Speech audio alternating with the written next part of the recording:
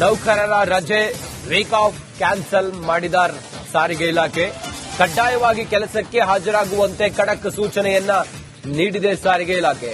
ಕರ್ತವ್ಯಕ್ಕೆ ಇಂದು ಗೈರು ಹಾಜರಾದರೆ ಸಿಬ್ಬಂದಿ ವೇತನ ಕಟ್ ಆಗುತ್ತೆ. ಈಗಾಗಲೇ ಎಸ್ಮಾ ಜಾರಿ ಮಾಡಿರುವ ಸಾರಿಗೆ ಇಲಾಖೆ ಹೋರಾಟದಲ್ಲಿ ಭಾಗಿ ಆಗಬೇಕಾ ಅನ್ನುವ ಗೊಂದಲದಲ್ಲಿ ನೌಕರರಿದ್ದಾರೆ. ಸಾರಿಗೆ ಇಲಾಖೆ ಬಹಳ ಸ್ಟ್ರಿಕ್ಟ್ ಆಗಿ ಹೇಳಿರೋದ್ರಿಂದಾಗಿ ಯಾವುದೇ ವೀಕ್ ಆಫ್ ರಜೆ ಯಾವುದೇ ಇದ್ರೂ ಕೂಡ ಕ್ಯಾನ್ಸಲ್, ಡ್ಯೂಟಿಗೆ ಹಾಜರಾಗಲೇಬೇಕು, ಕಡ್ಡಾಯವಾಗಿ ಹಾಜರಾಗಲೇಬೇಕು. ಎಸ್ಮಾ ಜಾರಿ ಮಾಡಿದ್ದಾರೆ.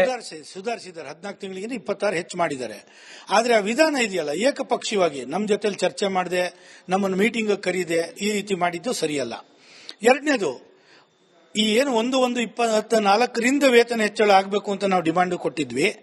25% ವೇತನ ಹೆಚ್ಚಳ ಕೇಳಿದ್ವಿ, ಸ್ಪಷ್ಟವಾಗಿ ತಿಳಿಸಿದ್ವಿ. ಈ 25% ನೆಗೋಷಿಯೇಟ್ ಮಾಡ್ರಿ, ಆದ್ರೆ ಡೇಟು ಮತ್ತೆ 38 ತಿಂಗಳ ವಿಚಾರದಲ್ಲಿ ಖಂಡಿತ ಇಟ್ ಈಸ್ ನಾನ್ ನೆಗೋಷಿಯಬಲ್ ಅಂತ ಹಲವಾರು ಸಲ ನಾವು ಅವ್ರಿಗೆ ತಿಳಿಸಿದೀವಿ. ಅದನ್ನೂ ಸಹ ಮೊಟಕು ಮಾಡಿದ್ದಾರೆ.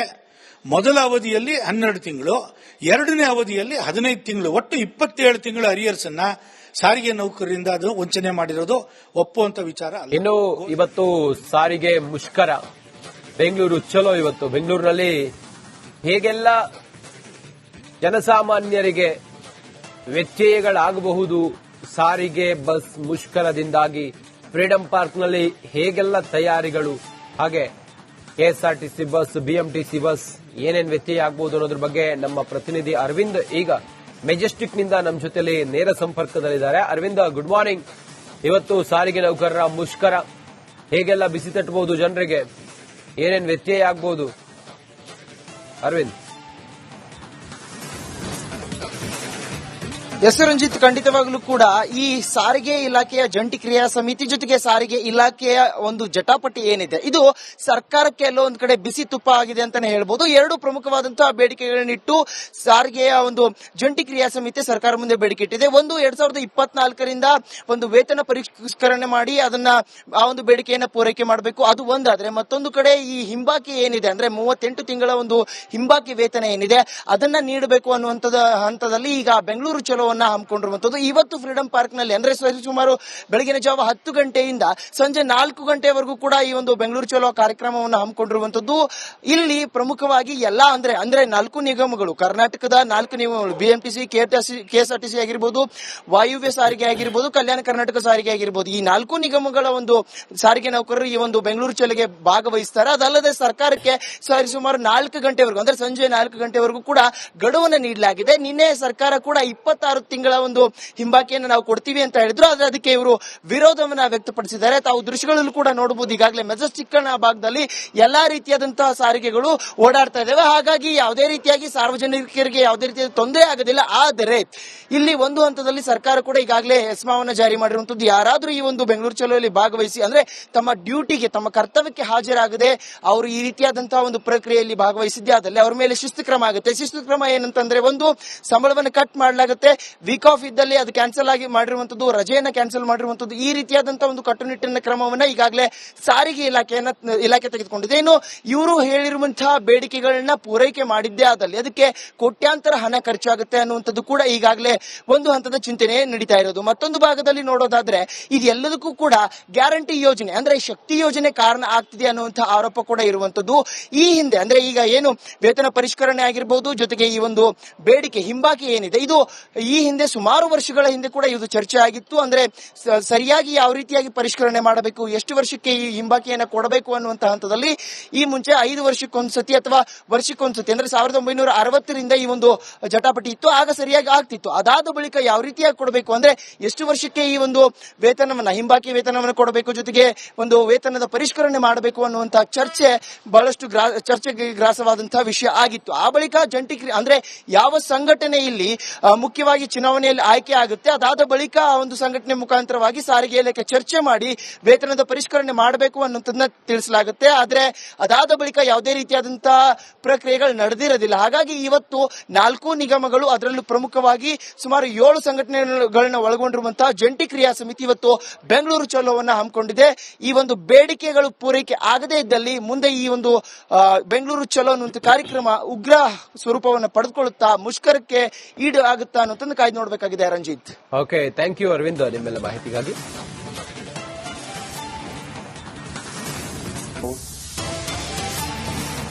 ನೌಕರರ ರಜೆ ವೀಕ್ ಆಫ್ ಕ್ಯಾನ್ಸಲ್ ಮಾಡಿದ ಸಾರಿಗೆ ಇಲಾಖೆ. ಕಡ್ಡಾಯವಾಗಿ ಕೆಲಸಕ್ಕೆ ಹಾಜರಾಗುವಂತೆ ಖಡಕ್ ಸೂಚನೆಯನ್ನ ನೀಡಿದೆ ಸಾರಿಗೆ ಇಲಾಖೆ. ಕರ್ತವ್ಯಕ್ಕೆ ಇಂದು ಗೈರು ಹಾಜರಾದರೆ ಸಿಬ್ಬಂದಿ ವೇತನ ಕಟ್ ಆಗುತ್ತೆ. ಈಗಾಗಲೇ ಎಸ್ಮಾ ಜಾರಿ ಮಾಡಿರುವ ಸಾರಿಗೆ ಇಲಾಖೆ ಹೋರಾಟದಲ್ಲಿ ಭಾಗಿ ಆಗಬೇಕಾ ಅನ್ನುವ ಗೊಂದಲದಲ್ಲಿ ನೌಕರರಿದ್ದಾರೆ. ಸಾರಿಗೆ ಇಲಾಖೆ ಬಹಳ ಸ್ಟ್ರಿಕ್ಟ್ ಆಗಿ ಹೇಳಿರೋದ್ರಿಂದಾಗಿ ಯಾವುದೇ ವೀಕ್ ಆಫ್ ರಜೆ ಯಾವುದೇ ಇದ್ರೂ ಕೂಡ ಕ್ಯಾನ್ಸಲ್, ಡ್ಯೂಟಿಗೆ ಹಾಜರಾಗಲೇಬೇಕು, ಕಡ್ಡಾಯವಾಗಿ ಹಾಜರಾಗಲೇಬೇಕು. ಎಸ್ಮಾ ಜಾರಿ ಮಾಡಿದ್ದಾರೆ. ಸುಧಾರಿಸಿದ್ದಾರೆ. 14 ತಿಂಗಳಿಗೆ 26 ಹೆಚ್ಚು ಮಾಡಿದ್ದಾರೆ. ಆದ್ರೆ ಆ ವಿಧಾನ ಇದೆಯಲ್ಲ, ಏಕಪಕ್ಷೀಯವಾಗಿ ನಮ್ಮ ಜೊತೆಲಿ ಚರ್ಚೆ ಮಾಡದೆ ನಮ್ಮನ್ನು ಮೀಟಿಂಗ್ ಕರೀದೆ ಈ ರೀತಿ ಮಾಡಿದ್ದು ಸರಿಯಲ್ಲ. ಎರಡನೇದು, ಈ ಏನು 1/1/24ರಿಂದ ವೇತನ ಹೆಚ್ಚಳ ಆಗಬೇಕು ಅಂತ ನಾವು ಡಿಮಾಂಡ್ ಕೊಟ್ಟಿದ್ವಿ. 25% ವೇತನ ಹೆಚ್ಚಳ ಕೇಳಿದ್ವಿ, ಸ್ಪಷ್ಟವಾಗಿ ತಿಳಿಸಿದ್ವಿ. ಈ 25% ನೆಗೋಷಿಯೇಟ್ ಮಾಡ್ರಿ, ಆದ್ರೆ ಡೇಟು ಮತ್ತೆ 38 ತಿಂಗಳ ವಿಚಾರದಲ್ಲಿ ಖಂಡಿತ ಇಟ್ ಈಸ್ ನಾನ್ ನೆಗೋಷಿಯಬಲ್ ಅಂತ ಹಲವಾರು ಸಲ ನಾವು ಅವ್ರಿಗೆ ತಿಳಿಸಿದೀವಿ. ಅದನ್ನೂ ಸಹ ಮೊಟಕು ಮಾಡಿದ್ದಾರೆ. ಮೊದಲ ಅವಧಿಯಲ್ಲಿ 12 ತಿಂಗಳು, ಎರಡನೇ ಅವಧಿಯಲ್ಲಿ 15 ತಿಂಗಳು, ಒಟ್ಟು 27 ತಿಂಗಳ ಅರಿಯರ್ಸ್ ಅನ್ನ ಸಾರಿಗೆ ನೌಕರರಿಂದ ಅದು ವಂಚನೆ ಮಾಡಿರೋದು ಒಪ್ಪುವಂತ ವಿಚಾರ ಅಲ್ಲ. ಇನ್ನು ಇವತ್ತು ಸಾರಿಗೆ ಮುಷ್ಕರ ಬೆಂಗಳೂರು ಚಲೋ. ಇವತ್ತು ಬೆಂಗಳೂರಿನಲ್ಲಿ ಹೇಗೆಲ್ಲ ಜನಸಾಮಾನ್ಯರಿಗೆ ವ್ಯತ್ಯಯಗಳಾಗಬಹುದು ಸಾರಿಗೆ ಬಸ್ ಮುಷ್ಕರದಿಂದಾಗಿ, ಫ್ರೀಡಂ ಪಾರ್ಕ್ನಲ್ಲಿ ಹೇಗೆಲ್ಲ ತಯಾರಿಗಳು, ಹಾಗೆ ಕೆಎಸ್ಆರ್ಟಿಸಿ ಬಸ್, ಬಿಎಂಟಿಸಿ ಬಸ್ ಏನೇನು ವ್ಯತ್ಯಯ ಆಗಬಹುದು ಅನ್ನೋದ್ರ ಬಗ್ಗೆ ನಮ್ಮ ಪ್ರತಿನಿಧಿ ಅರವಿಂದ್ ಈಗ ಮೆಜೆಸ್ಟಿಕ್ನಿಂದ ನಮ್ಮ ಜೊತೆಲಿ ನೇರ ಸಂಪರ್ಕದಲ್ಲಿದ್ದಾರೆ. Aravind, good morning. ಇವತ್ತು ಸಾರಿಗೆ ನೌಕರರ ಮುಷ್ಕರ ಹೇಗೆಲ್ಲ ಬಿಸಿ ತಟ್ಟಬಹುದು, ಜನರಿಗೆ ಏನೇನು ವ್ಯತ್ಯಯ ಆಗಬಹುದು? ಅರವಿಂದ್.